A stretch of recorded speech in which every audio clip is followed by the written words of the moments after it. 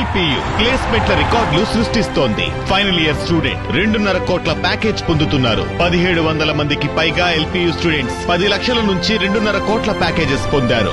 విద్యా విప్లవం ప్రారంభమైంది లవ్లీ ప్రొఫెషనల్ యూనివర్సిటీలో. వైఎస్ఆర్ జిల్లాలో మహానాడుకు ప్రజాదరణ కరువైంది.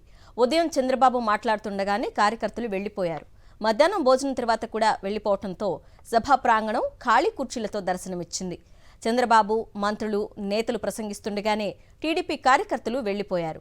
దీంతో నేతలపై చంద్రబాబు సీరియస్ అయ్యారు.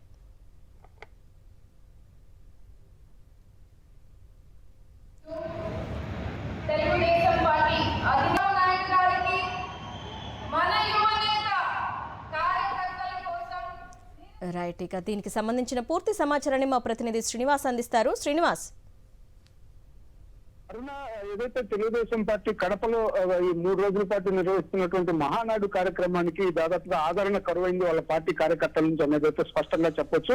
ఉదయం ఏదైతే ఈ కార్యక్రమాలు ప్రారంభమైనప్పటి నుంచి చంద్రబాబు నాయుడు ప్రసంగం ఉదయం 11:30-12 గంటల ప్రాంతంలో ఆయన మాట్లాడిన నేపథ్యంలో భోజనానికి ముందే ఆయన ప్రసంగం జరుగుతున్న సమయంలోనే చాలా మంది టీడీపీ కార్యకర్తలు అందరూ కూడా బయటికి వచ్చేసినటువంటి పరిస్థితి అయితే వెనుదిరిగిన పరిస్థితి అయితే ఉంది. ఆ తర్వాత భోజనాల అనంతరము దాదాపుగా అన్ని గ్యాలరీలు కూడా ఖాళీగా కనిపిస్తున్నటువంటి పరిస్థితి స్పష్టంగా ఉంది. ఖాళీ కుర్చీలు దర్శనమిస్తున్నాయి. నేతలు షెడ్యూల్ ప్రకారం వాళ్ళకి సంబంధించినటువంటి ప్రసంగాలన్నీ కూడా చేసుకుంటూ పోతున్నప్పటికీ స్టేజ్ మీద కంటే కూడా స్టేజ్ కింద తక్కువగా కనిపిస్తున్నటువంటి పరిస్థితి స్పష్టంగా ఉంది. దీంతోనే ఏదైతే నాయకులు కానీ మంత్రులు వీళ్ళందరూ ప్రసంగాలు జరుగుతున్నప్పటికీ కూడా జనం లేకపోవడంతో కొంత వెలవెలబోయినటువంటి పరిస్థితి కనిపిస్తుంది. దీంతో చంద్రబాబు నాయుడు కూడా దీన్ని గమనించి నాయకుల్ని కొంత ఏదైతే అసహనం వ్యక్తం చేసినట్లుగా కూడా తెలుస్తుంది. మొత్తానికి జనాన్ని సమీకరించడం చేయలేక ఆ తర్వాత జనాన్ని వచ్చిన వాళ్ళని కూడా నిలబెట్టడం కూడా చేతగాలేదని చెప్పేసి ఇక్కడ ఏదైతే నిర్వహణ చేసినటువంటి వాటిని కూడా ఆయన సీరియస్ అయినట్టుగా మనకి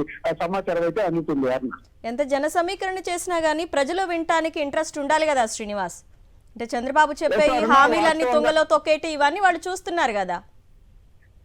ఒకటి అరుణ, ఎందుకంటే చంద్రబాబు నాయుడు రొటీన్ ప్రసంగం గత 15 సంవత్సరాలుగా చెప్తున్నటువంటి రొటీన్ ప్రసంగం రాయలసీమని హార్టికల్చర్ హబ్ గా చేస్తారు, ఇట్లాంటి ప్రసంగాలన్నింటినీ కూడా తెలుగుదేశం కార్యకర్తలు అంత సీరియస్ గా తీసుకోవటం కానీ లేకపోతే విసుగు చెందినటువంటి పరిస్థితి కనిపిస్తున్నట్టు చెప్పొచ్చు. ఎందుకంటే గత 2-3 రోజుల నుంచి కూడా భారీ ఎత్తున బస్సులు కూడా పెట్టి వివిధ కాన్స్టిట్యున్సీస్ నుంచి ఏదైతే కార్యకర్తలు తీసుకోవటం, ముఖ్యంగా ఏదైతే డ్వాక్రా మహిళలు ఉన్నారో వాళ్ళని కూడా బస్సులు పెట్టేసి తప్పనిసరిగా మీరు రావాల్సిందే అని చెప్పేసి ఒక్కొక్క 250 మంది డ్వాక్రా మహిళలను తీసుకురావాలని చెప్పేట్టుగా కడప జిల్లా మొత్తం కూడా ఆదేశాలు జారీ చేసినటువంటి పరిస్థితి. అయితే వాళ్ళందరూ ఎవరు కూడా మరి అక్కడికి వెళ్ళారా లేకపోతే వెనుదిరిగారా అనేది కూడా తెలియదు. ఎవరు కూడా ఇప్పుడు ఆ సభ దగ్గర అయితే కనిపిస్తున్నటువంటి పరిస్థితి అయితే లేదు. ఎందుకంటే ఎవరికి కూడా అంత మహానాడు అంటే ఇంట్రెస్ట్ లేనటువంటి పరిస్థితుల్లోనే ఈవెన్ తెలుగుదేశం పార్టీ కార్యకర్తలు కూడా నామకే వస్తే రావటమే తక్కువ వచ్చారు. అంతేకాకుండా వచ్చిన వాళ్ళు కూడా నామకే వస్తే అటెండెన్స్ వేయించుకొని వెళ్ళిపోయినటువంటి పరిస్థితి అయితే అక్కడ స్పష్టంగా కనిపిస్తుంది. భోజనాల సమయానికి సగం మంది